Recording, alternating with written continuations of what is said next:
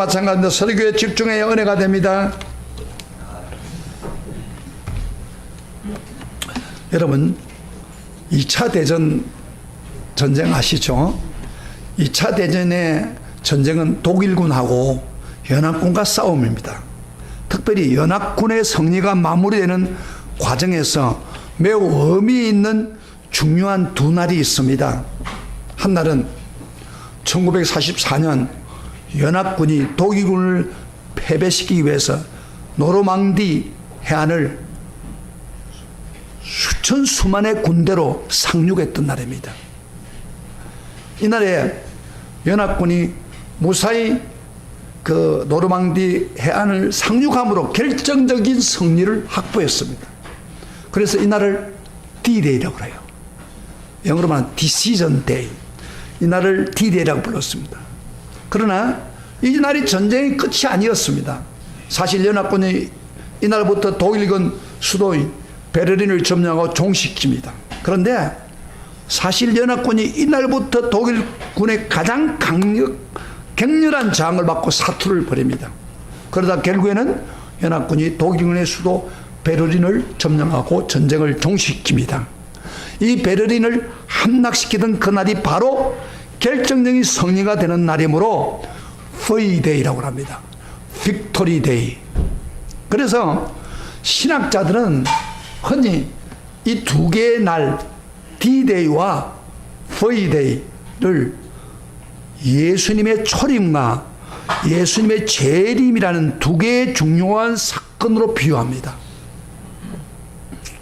예수님이 이 땅에 오시고 우리 죄를 위해 담당한 십자가에 죽으시고 부활하신 그 절정의 순간에 우리를 구원을 얻게 했고 저와 여러분의 신앙의 결정적인 승리를 확보했습니다.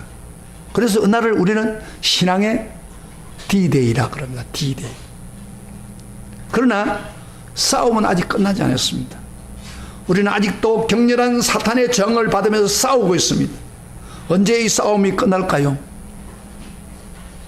바로 예수님이 다시 오는 재림의 날, 사탄은 완전히 패배하고 우리는 영원한 승리를 쟁취하게 될 것입니다.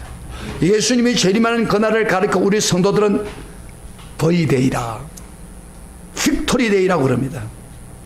그러면 저와 여러분이 살고 있는 오늘이라는 순간은 소위 D-Day와 V-Day 사이, 즉 예수님의 초림과 재림 사이에 살고 있는 시간이라고 할 수 있습니다. 조금 어렵습니까? 자, 이야기를 잘 들으세요. 우리는 예수님의 십자가를 통해서 구원과 죄 사함을 경험하고 기쁨과 평안을 경험하며 하나님의 놀라운 은혜 속에 살고 있음에도 불구하고 우리는 지금 영적 싸움을 하고 있습니다. 이 싸움에서 우리는 승리할 때도 있지만 때로는 넘어지고 쓰러지고 패배를 경험하게 하며 때로는 심각한 고난을 경험합니다. 이 고난은 우리로 하여금 말할 수 없는 우리 내부에서 깊은 시름과 탄식으로 부르짖을 수밖에 없도록 하십니다. 오늘 본문에서는 우리를 둘러싸고 있는 중요한 세 가지 탄식에 대해서 증언하고 있습니다. 세 가지 탄식. 동시에 이 탄식을 통해서 어떻게 영광스러운 영광으로 변할 수 있을까 하고 증언하고 있습니다. 그래서 17절, 18절을 한번 읽어보시겠습니다. 동시에 같이 읽어보시죠. 시작. 자녀이면 또한 상속자, 곧 하나님의 상속자요. 그리도 함께 상속자니 우리가 그와 함께 영광을 받기 위하여 고난도 함께 받아야 할 것이냐. 생각컨대 현재의 고난은 장차 우리에게 나타날 영광과 비교할 수 없도다. 여러분, 이건 제가 저번 주에 설교를 하면서 마지막 부분이죠. 17절. 우리가요, 자녀가 되었습니다. 어떻게?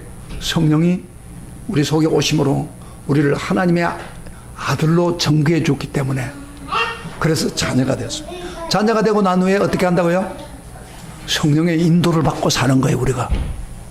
그러나 마지막 날에 뭐 해줍니까? 상속을 해준다. 하늘나라를 상속해 줍니다. 그래서 상속받기 위해서 우리는 예수님같이 고난을 이 세상에서 받아야 한다고 했습니다. 18절에 이렇게 말하죠. 현재의 고난은 장차 우리에게 나타날 영광과 비교할 수 없다.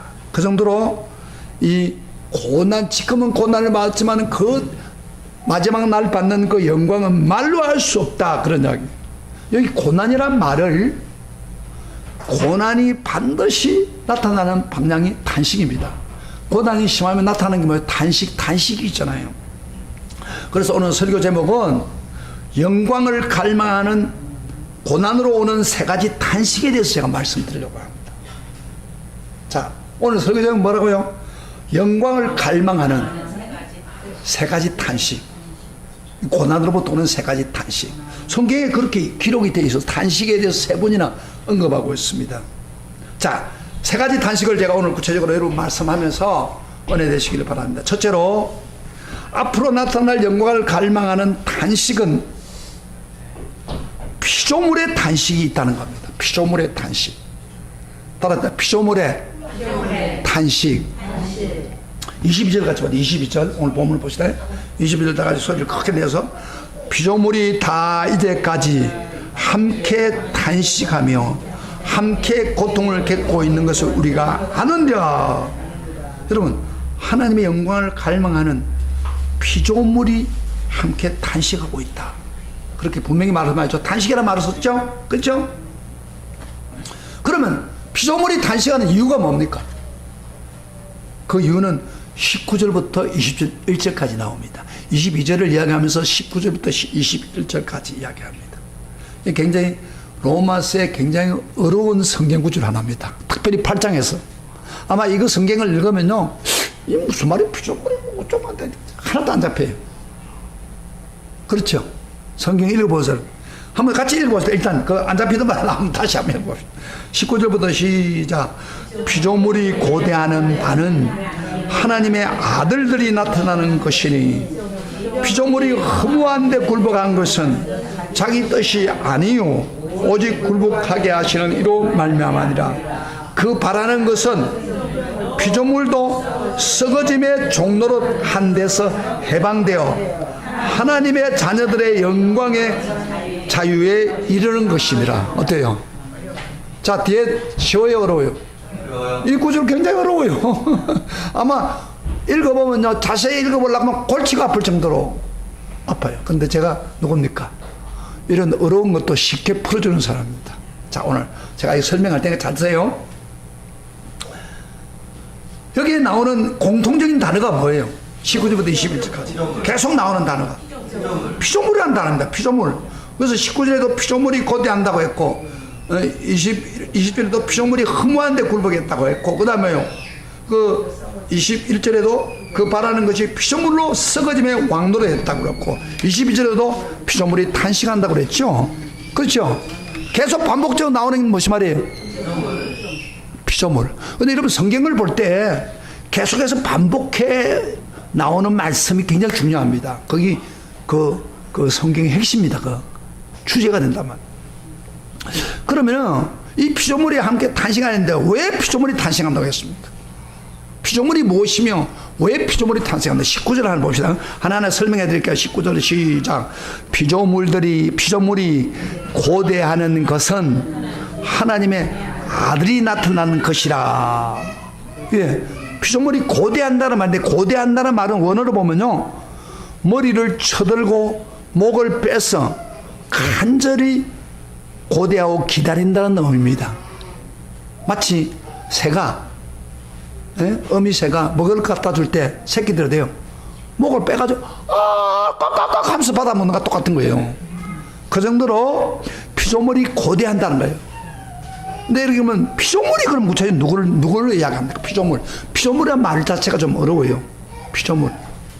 피조물을 라는 것은 한마디로 말하면 창조자인 하나님이 만드신 모든 것이 피조물이죠. 우리도 피조물이고, 꽃도 피조물이고, 이 모든 것 다 피조물인데, 오늘 여기서 말하고 있는 피조물은 사탄과 악령이 여기에 들어갈 수 없어. 원래 사탄과 악령도 다 그 하나님이 만들었지만은 오늘 여기에 본문에서는 사탄과 악령이 들어가지 않습니다. 왜 그러냐면은 하나님의 아들이 나타나기를 기대하지 않기 때문입니다. 하나님 아들을 기도한다고 했는데 그들은 기도하지 않기 때문에 사탄과 악령은 여기 포함되지 않습니다. 천사들은 포함됩니까? 천사도 포함되지 않습니다. 왜냐하면 그 이유는 허무한데 굴복, 20절에 허무한데 굴복한 적이 없기 때문에. 그리고 믿지 않은 불신자도 아닙니다. 이들은 하나님의 아들들이 나타나기를 기다리지 않기 때문입니다. 그럼 신자들 되느냐? 신자도 아닙니다. 신자는 왜냐면 23절에 보면 그뿐 아니라 우리도 라는 것, 신자를 구별해 놨어요. 그러면은 여기에 나오는 피조물 19절부터 21절 사이에 나오는 피조물 무엇이겠습니까? 피조물이 뭐예요? 우리 인간을 포함하지 않고 천사도 포함하지 않고 우주 만물, 하나님이 창조한 하늘, 해, 별, 산, 강, 바다, 나무, 풀, 동물, 새, 물고기, 우주 만물 전체를 지금 이야기하고 있습니다. 피조물이. 그런데 우주 만물이 누굴 기다린다고 했어요, 오늘? 하나님의 아들들이 나타나는 것을 고대했다. 그 말은. 그럼 하나님 아들이 누굽니까? 제가 질문을 던지면서 쫙 설명합니다. 이놈을. 하나님 아들이 누굽니까? 우리가 성령을 앞에 성령으로 양자의 영을 받아서 하나님을 아바 아버지라고 부른 사람들, 이런 사람들이 바로 하나님 아들이라고 그럽니다. 그러면 피조물이 하나님 아들들이 나타날 때를 기다린다는 것은 무슨 뜻입니까? 자, 설명합니다. 지금 잘 드세요. 정신 바짝 차려 들으세요. 이거 피조물이 하나님의 아들이 나타날 때를 기다린다는 것은 무슨 말입니까? 바로 18절에 보면 장차 나타날 영광과 직결되어 있는데, 즉 예수님이 재림할 때 영광원에 나타나서 이 세상을 심판하고 하나님 아들들로 구원받은 하나님 아들들로 말미암아 이 세상을 완전히 회복시키는 날을 고대한다, 그런 이야기. 이해가 되죠? 에? 회복시키는 날. 그러면 왜 피조물이 그 날을 고대하고 있습니까? 구체적으로 뭘 기다리고 있습니까? 21절부터 21절까지 하는데 20절 우선 봅시다. 다 같이 시작. 피조물이 20절입니다. 시작. 피조물이 허무한데 굴복하는 것은 자기 뜻이 아니요 오직 굴복하게 하시는 이로 말미암니다. 이거 피조물이 허무한데 굴복했다고 했어요. 자기 뜻이 아니고 오직 굴복하시는 말미암아. 이게 좀 어려워요. 허무한데 굴복한다는 것은 원래가 무슨 말입니까? 허무한데 굴복한다는 것은 원래 창조된, 하나님의 창조된 의도된 목적을 이루지 못하는 것을 말합니다. 허무라는 것은 다른 말로 뭐예요? 의미도 없고 목적도 없는 인생을 허무한 인생이라고 하잖아요. 그래서 여기 허무는 하나님의 창조한 피조물의 본래의 의도를 이루지 못하고 있는 상태를 이야기하는 겁니다. 하나님이 우리 인간을 만들기 전에 우주를 만들 때 완벽한 환경을 만들었습니다. 완벽한 대자연을 만들었단 말이에요. 그런데 그 피조물이 인간이 타락함으로 제 기능을 발휘하지 못하고 허무에 굴복한 겁니다. 자, 이거 이해하는지 모르겠습니다. 창세기 한번 보세요. 인간이 타락할 때 같이 따라오는 대자연이 어떻게 되는지 봅시다. 창세기 3장 17절부터 18절 다 찾아보세요. 지금 찾아보세요. 창세기 로마서 놓고 창세기 3장 17절부터 18절. 성경 말씀이 이렇게 사모하는 사람한테는 어렵게 느끼지 않습니다. 그런데 그만 대충 믿는 사람들은 굉장히 성경이 어려워요. 제가 좀 설명해 주는 거예요. 잘 드세요. 성경을 보시면서 성경을 찾아보면서, 자, 어떤 리뷰는 대자연이 어떤 영향을 받는 것이다. 3장 10절 18절 시작. 아담에게 이르되 내가 내 아내의 말을 듣고 내가 내게 먹지 말라 한 나무의 열매를 먹어선저. 그 다음에 죄를 지어서 땅이란 말이다. 너로 말미암아 저주를 받고 너는 평생에 수고하여 그 소사를 먹으리라. 땅이 내게 가시덤불과 엉겅기를 낼 것이라. 여기에 대답했습니다. 피조물이 스스로 잘못해서 저주받은 게 아닙니다. 인류의 조상 아담 하와가 죄를 지음으로 저주를 받아가지고 땅에 가시들김과 가시덤불과 엉겅기를 내었다는 겁니다. 그래서 인간이 사는 우주 만물에 문제가 생겼다는 겁니다. 인간의 잘못으로 인간이 사는 우주 만물에 변화가 생겼습니다. 인간이 살고 있는 이 환경이 사람이 잘 살 수 있도록 한 본래의 오도를 벗어나서 그 환경이 잘못되어 인간을 도전하고 고통을 주는 환경으로 되어버렸다는 것입니다. 다시 말하면 비옥하고 풍년을 이루던 땅은 저주를 내서 가시와 엉겅기와 잡초로 무성하게 됐다는 겁니다. 좀 이 이야기를 하고 있는 거예요. 이해가 됩니까? 에? 제가 어렸을 때만 해도 어렸을 때는 좀 덜 땅이 더러워져서 논에 메뚜기가 너무 많았습니다. 그래서 제가 배고플 때는요 메뚜기를 잡아다닙니다. 뱅에다 집어넣고 모아가지고, 여러분 나이 드시면 아시겠죠? 뱅에 모아가지고 와서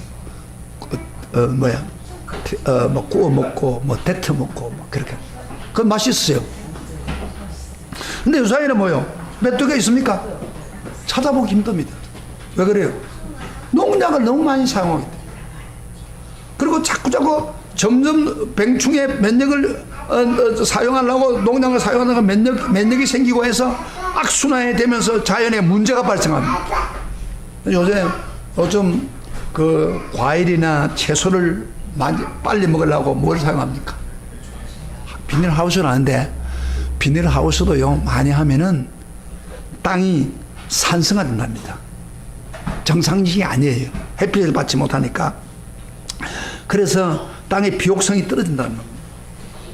만약에 아담이 죄를 지어 타락되지 않았다면 이런 일이 있을 수 없는 거예요. 요즘 사람들은 무공해 엄청 먹으려고 하잖아요. 무공해. 근데 무공해를 키우는 것도 쉽지 않아요. 지금 땅이 황폐화됐기 때문에. 원래 피조물이 하나님 만든 대로 낳아주었다면 그런 일 전혀 없습니다. 항상 무공해 음식을 우리가 먹을 수가 있는 것입니다. 잘 돼요? 네? 그래서 지금 지구 전체가 인간의 타락으로 말미암아 여러분요 어떤 일이 벌어집니까? 온실화되는 경향이 있어가지고 아프리카나 중국에서 사막이 점점 납니다. 그래서 우리가요 우리 한국에 중국에서 온 그 사막에서 흐르는 불러오는 그 먼지를 우리가 마시고 있잖아요. 이게 온실화되기 때문인 거예요. 잘못되기 때문에 지금. 그리고 여러분 오존층이 파괴로 실내에서는 오후 3시에 사람들이 나갈 수가 없답니다. 왜냐면 자외선이 강하게 비칠 때 암에 걸리는 거예요. 그리고요 요새 여러분 햇빛 계속 받는 거 쉬워요? 어렵잖아요. 아무나 하기 때문에 지금도 많은 피해를 입고 있습니다. 그래서 어디를 봐도 공해가 없는 곳이 없습니다. 지금 우리가 살고 있는 데가 이게 다 죄 때문에 온 거예요. 죄 때문에. 여러분 이번에 최근에 멕시코에 8.1 막 강한 강진이 왔고, 여러분 그 허리케인이 카브리에를 지나서 미국에 엄청난 홍수가 와서, 여러분 텔레 보니까 막 그렇게 잘 지었던 집들이 전부 완전 쑥밭이 돼버렸어요. 얼마나 많은 사람이 죽었습니까? 여러분요 지금 들어보세요. 가면 갈수록 이 자연에 문제가 생깁니다. 자연의 재앙 때문에 말로 다 할 수 없는 피해를 받게 됩니다. 원래는 그렇지 않았습니다. 하나님 만든 자연은 완벽할 정도였습니다. 자, 피조물이 몸살을 앓고 있다면 21절도 보세요. 21절 시작. 그 바라는 것은 피조물도 썩어짐의 종로로 단대서 해방되어 하나님의 자녀들의 영광을 자유케 이루는 것이다. 피조물의 상태가 저주를 벗어 지금 썩어짐의 종로로 했지만은 끝나지 않고 이들이 뭘 기다리는 거예요? 하나님 아들들을 기다린다. 하나님 아들들이 어떻게 해요? 예수님의 재림하는 영광의 날이 올 때에 그때 하나님 아들들이 예수님을 맞이하고, 그래서 그렇기 때문에 저주에서 벗어난다는 거예요. 그래서 대자연이, 우주 만물이 하나님 아들이 나타나게 받고 예수님이 재림하기를 기다리고 있다. 그때야 회복이 되는 거예요. 지금은 죄 때문에 저주받아서 이 자연이 엉망이 돼버린 거예요. 지금 그 이야기를 하고 있는 거예요. 제가 이야기하는 거 쉽게 풀어졌죠? 그런데 바로 예수 그리스도를 통해서 우주가 회복되는 거예요. 따라합시다.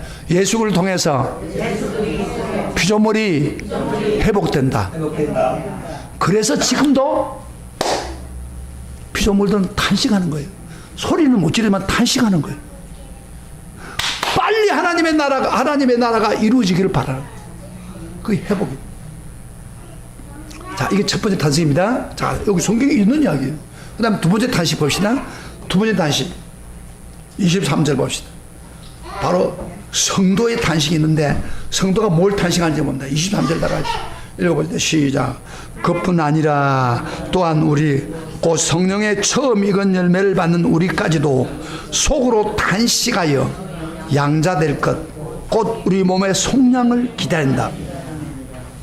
여기에 우리 성도들이 탄식한다고 그랬어요. 뭘 탄식했어요? 처음 입은 열매를 받은 성도까지 탄식한다.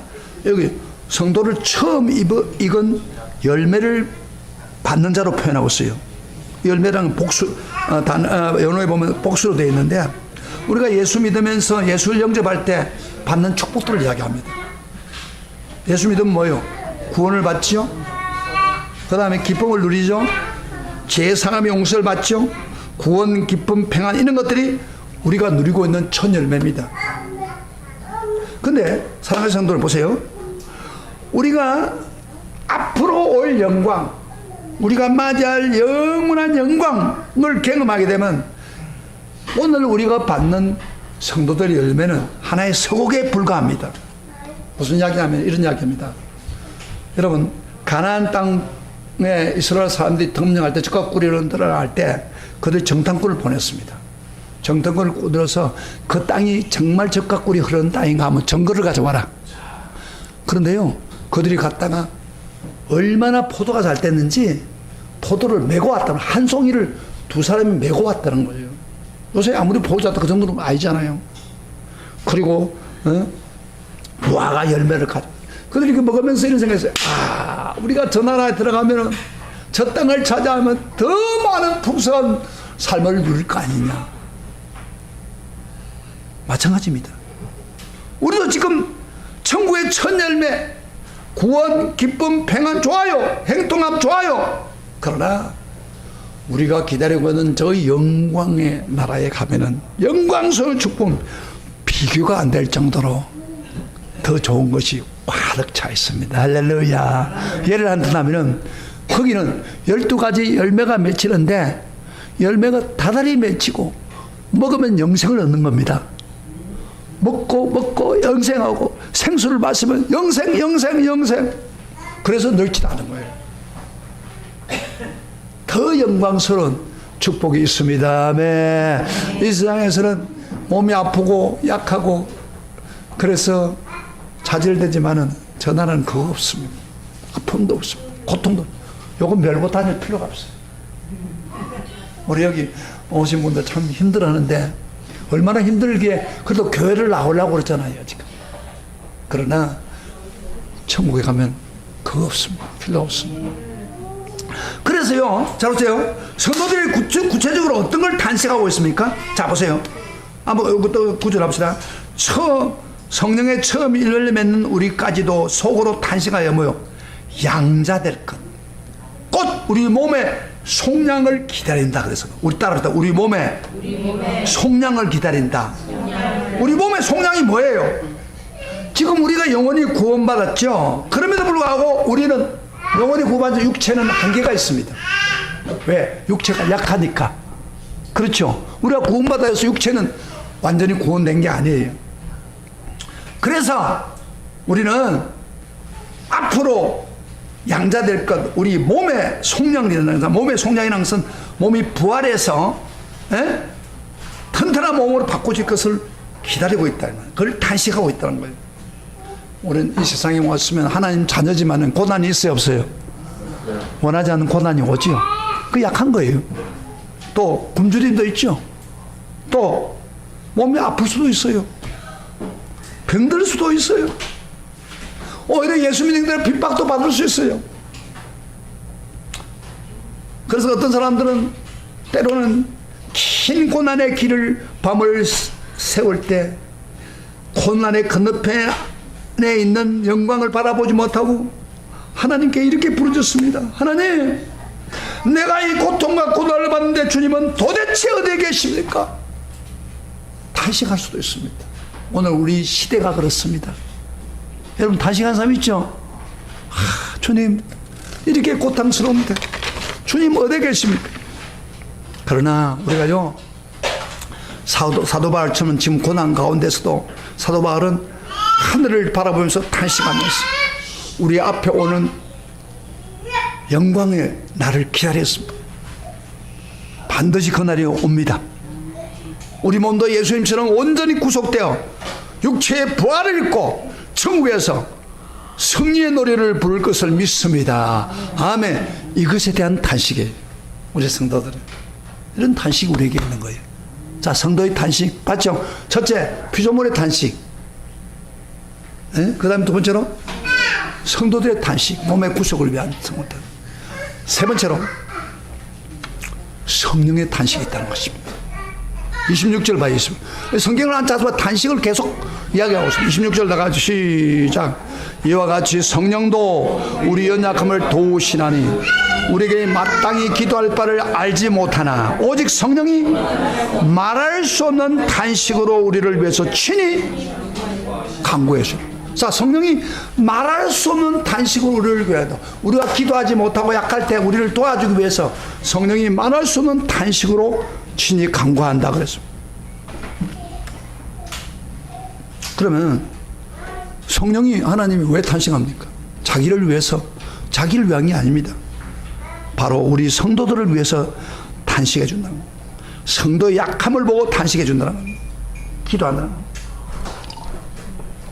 성령 하나님은 어떤 분이냐면은 지금 세상을 직접 통치하신 하나님입니다. 여러분요, 우리가 생각할 때는 하나님만 생각해요. 이 우주를 통치한 하나님이라고 생각하는데, 물론 하나님이죠.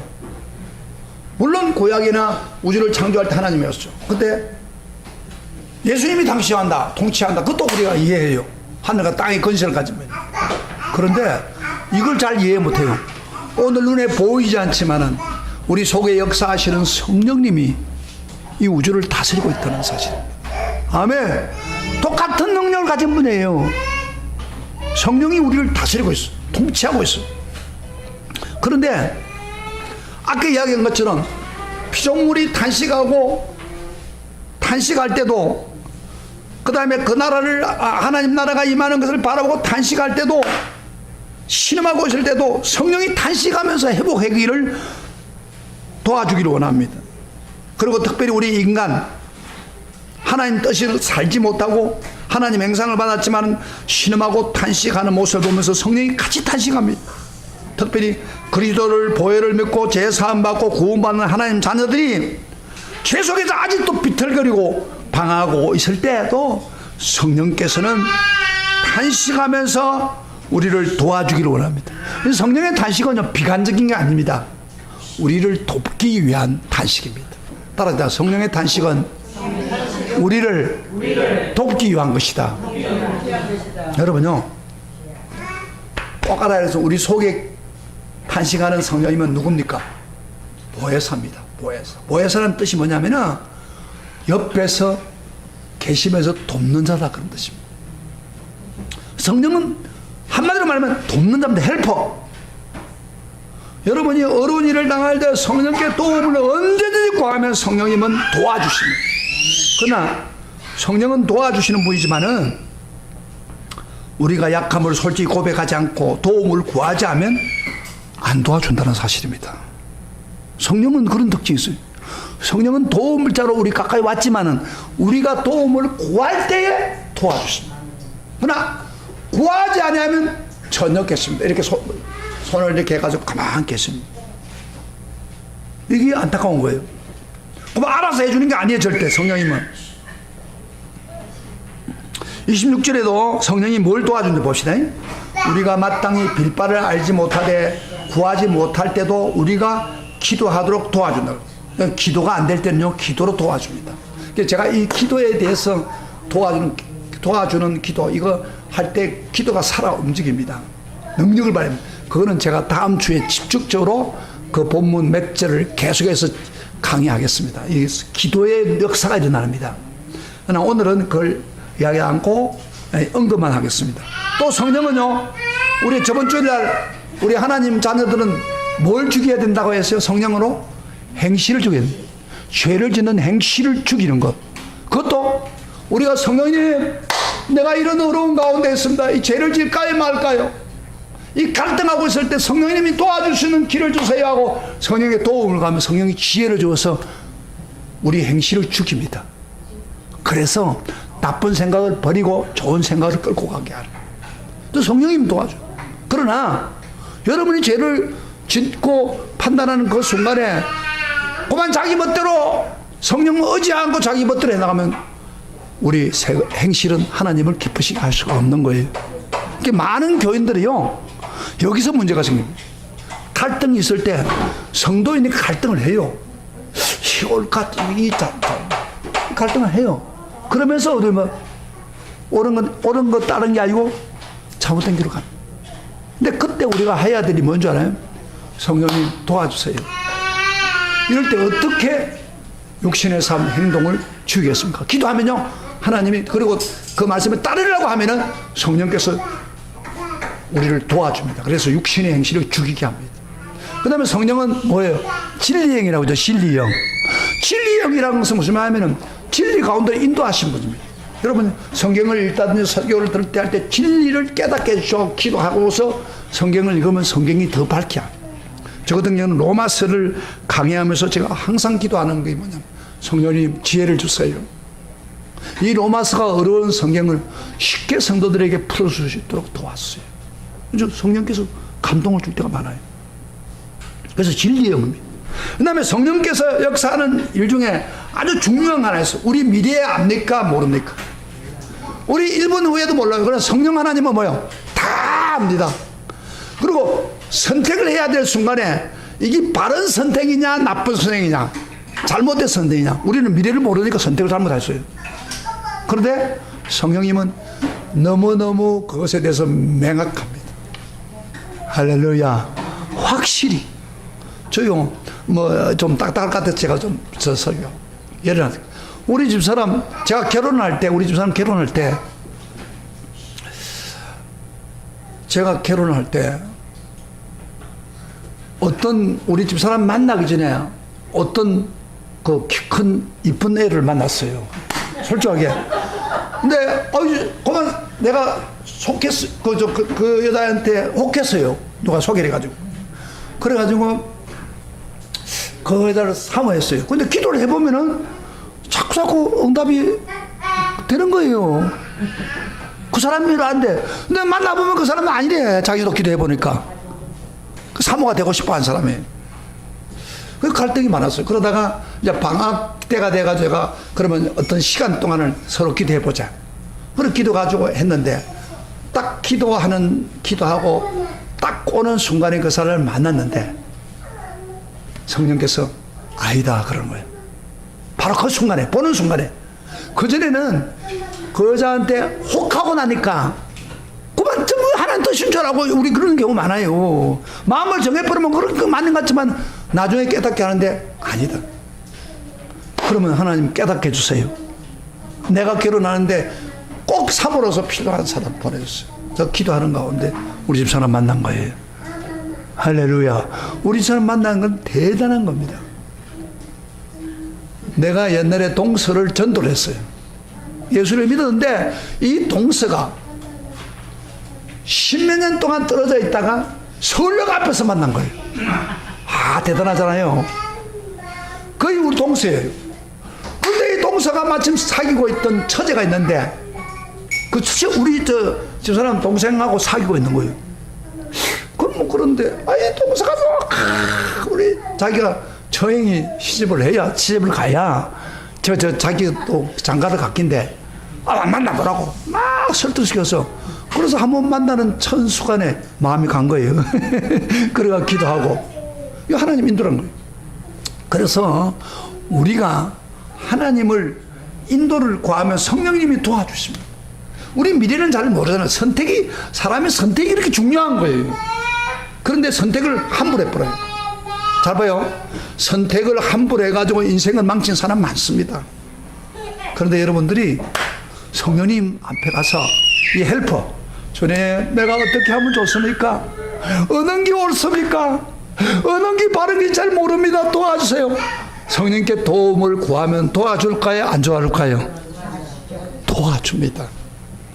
근데 여러분이 구하지 않았기 때문에, 자기 멋대로 했기 때문에 지금 잘못 선택해가지고 인생을 선자를 느낀 사람 많잖아요. 그렇죠? 그렇죠? 그래서 바울은요, 이걸 알고 있는 거예요. 바울은 성령님의 인도를 구하면 모든 일이 된다는 것을 알고 있었어요. 그래서 바울이요, 여러분 성경에 보면요, 그 빌립보 성을 전도하러 갈 때 바울은 아시아의 복음을 전하라고 했어요. 그런데 하나님이 마게도니아 사람이 보이면서 마게도니아에 와서, 그 유럽이죠, 오라고 지시해서 할 수 없이 성령을 따라 갔어요. 갔는데 빌립보 성에 전도를 하는데 거기 아는 사람 한 사람도 없었습니다. 그런데 바울이 어떻게 했느냐? 기도부터 한 거예요. 아무도 아는 사람 없고 그게 처음 간 데예요. 기도부터 했어요. 뭘 기도해서? 성령님께 기도했어요. 성령님 인도해 주세요. 그런데 기도를 더 하고 싶어가지고 기도하는 장소를 가다가 누굴 만나겠습니까? 루디아라는 자주장사를 만나게 해준 거예요. 성령이 만나게 해준 거예요. 그리고 그 사람에게 이상하게 전도하는데 성경은 성령이 마음을 열어서 복음을 듣게 했다. 성령님이 역사하니까 그 사람이 예수 믿게 된 거예요. 그 다음에 얼마 지나고 난 후에 기도회 가는데 어떤 귀신 들린 여자가 막 쫓아와서 막 바울을 보고 막 이 하나님이 위대한 일을 하신 분이라고 막 한단 말이에요. 여러분 생각해봐요. 귀신 들린 사람이 예수 삶는 사람이 가까이 오고 싶어 할까요? 안 오고 싶을까요? 정상적이면 안 오려고 도망가죠. 우리 예수 믿는 사람들이 막 기도하면 귀신이 떠나가니까. 그런데 여기는 그 귀신 들린 여자가 계속해서 바울을 찾아와서, 이건 누구 뜻이에요? 성령께서 감동을 준 거예요. 그래가지고 성령으로 쫓아내버리니까 쫓아낸 것 때문에 감옥에 들어갔어요. 매를 엄청 맞았어요. 그런데 감옥에서도 성령이 역사해서 기도할 때 감옥이 막 지진이 열리고 막 역사가 일어나면서 누굴 만나겠어요? 간수장. 그 바로 빌립보 교회의 가장 확실한 그 가족. 무릎 꿇고 내가 어떻게 하면 구원을 받으리까? 그러니까요, 바울은 지역을 복음화시킬 때 반드시 뭐였냐? 성령을 했어. 성령의 도움을 구한 거예요. 이게 바울이 하는 일이. 그럼 성공하는 거예요. 저는요, 제가 이곳에 올 때 이곳에 이 그 건물을 주려고 하는 사람은 없습니다. 이 건물의 주인 관리하는 사람도 교회는 안 된다 그렇게 하는 사람이에요. 이 교회가 힘들어요. 우리 저 교인들도 저기 가서 계약을 치려고 하다가 하루아침에 끝나버리는 일이 있어요. 그래서 나는 이제 여기 지역은 못 온다 생각했는데 성령께 기도하는 가운데 성령께서 이 주의를 만나게 해준 거예요. 할렐루야. 아멘. 그리고 지금 우리 2년이 지났지만은 성령께서 계속 우리 교회를 인도하고 재정적으로 힘들어도 지금 지켜주고 인도. 요사이 제가 느껴진 게 뭐냐면은, 여기 나이 많으신 분들, 이거 꼭 올 수밖에 없는 사람들, 어디로 갑니까? 저 먼데 갈 수도 없고. 우리 총회를 여러분들을 위해서 준비한 것 같아. 할렐루야. 아멘. 마지막까지 하나님 잘 믿다고 하는 그런 하나님 인도란 말이에요. 그러니까 우리가 무슨 일이든지 성령께 기도를 하는 거예요. 중요한 거예요. 여러분요, 어떤 성도는, 잘 들어요? 어떤 성도는 굉장히 똑똑해요. 아주 부지런히 잘해요. 일도 열심히 해요. 그런데 하는 일이 잘 안 돼요. 뭔가 모르게 자꾸 걸려요. 근데 어떤 성도는 약간 좀 덜 똑똑해요. 뭐 부지런하지도 않아요. 근데 이 사람은 하는 일만 잘 때요. 왜 그래? 딱 하나가, 한 사람은 성령을 의지했고 성령의 도움을 받았고, 한 사람은 성령의 도움을 안 받기 때문에. 그래서 성령은요, 우리에게 가까이 와가지고 내가 너 도와줄게. 너 왜 내가 도와주러 왔는데 너는 왜 나에게 도움을 구하지 않느냐? 성령이 안타까워 탄식하는 거예요. 이 미련한 사람 많아요. 자기 판단대로 자기 경험대로 하다가 실패하는 경우 많잖아요. 성령님 도와주세요. 성령님 도와주세요. 성령 키입니다. 키. 행통케 하는 열쇠입니다. 그 열쇠 사용하면 되잖아요. 안 그래요? 따로 성령님 도와주세요. 이게 행동하는 키입니다. 근데 여러분이 성령님을 찾자 도움을 구하면요, 성령님은 도와줍니다. 특별히 힘든 것, 여러분 힘으로 안 된 것 성령님 도와주세요. 그러면요, 성령님께서 역사하시면은 거기 쉽게 되는 겁니다. 그런데 자기가 똑똑하다고 자기 생각을 믿고 자기 열심만 가지고 나가다가 성령님의 도움을 전혀 구하지 않고 미래를 자기 멋대로 선택한 사람은 예수 믿으면서도 고생 진짜 합니다. 여기 그런 사람 없어요? 과거에는 여러분 그렇게 했다 하더라도 지금 여기 성령께서 탄식해서 우리를 기도해 준다는 거예요. 사실 피조물이 막 탄식하는 것도 해결할 자 누구예요? 성령님입니다. 우리 성도들이 막 몸의 구속을 기다리고 안타까워하는 것, 그걸 반드시 이루게 해주는 것은 성령님의 탄식이에요. 할렐루야. 성령님 우리를 도와주기를 원합니다. 지금 도와주기를 원합니다. 성령님 따라주다. 성령님 도와주세요. 보혜사 성령님 저를 도와주세요. 이렇게 사모하고 원하는 자에게 성령이 도와줍니다. 그러나 원하지 않으면 가만히 계십니다. 왜? 도울 자로 왔으니까. 도움을 안 원하는데 그 교만 때문에라도 하나님 안 도와줍니다. 그래서 우리 성령님 도와주세요. 할렐루야. 성령의 탄식의 소리가 여러분의 있기를 축복합니다. 성령님 여러분 도와주기를 원합니다. 오늘 이 말씀 여러분 믿으시고 하나님 영광을 갈망하는 이 성령의 탄식이 여러분의 음성이 되기를 축복합니다. 한 가지 예만 들고 끝나겠습니다. 여러분요, 아수르, 히스기야 시대에 아수르라는 나라가 있었는데, 아수르 나라가요, 그 히스기야 왕 그 지역에 있는 모든 나라를 점령한 최고의 큰 나라입니다. 최고 큰 나라예요, 아수르가. 그래서요, 여러분, 북방 이스라엘도 열지파도 다 잡아먹어버렸고, 그 다음에 유다 나라도 예루살렘 외에는 다 점령해버렸어요. 그 주변을 다 점령했어요. 군사도 엄청 강해요. 그런데 히스기야가 마지막 경고를 하는 거예요. 이스라엘 와가지고 호의를 해가지고 이런 말 했습니다. 너희들 하나님 의지하는데 지금까지 모든 세계 신들 다 의지해도 우리 손에 건진 사람 누가 있느냐? 막 하나님을 모욕해. 그때 히스기야는요, 그들이 보내준 편지, 그들이 외치는 소리를 붙들고 성전에 올라가서 하나님, 저는 아무것도 못합니다. 성령이 임하세요. 성령 하나님 도와주세요. 하나님, 전쟁의 승리는 하나님밖에 없습니다. 완전히 히스기야는 군대를 가지고 싸울 수가 없어요. 그 너무 많은 군대이기 때문에. 그런데요, 하나님이 거기도 듣고 하룻밤에 아수르의 18만 명을 죽여버렸어요. 그런데 어떤 사람이냐? 지휘관, 하사관, 장교들을 다 죽여버렸어요. 그래가지고 아수르 왕이 막 죽고 그 부하가 막 도망가가지고 바로 그 아수르 나라가, 그리 큰 나라가 하루아침에 망했습니다. 역사에. 여러분, 지금 김정은이가 뭐 원자 폭탄 만들고 수소 폭탄 만들고 그 다음 미사일을 쏘아붙이고 뭐 한국 무시하지만은 그거 막을 수 있는 것 딱 하나 있습니다. 뭐예요? 우리 성도들이 성령님 도와주세요. 성령님이 나라 도와주세요. 지켜주세요. 정치는 좀 못해도 성령님 도와주세요.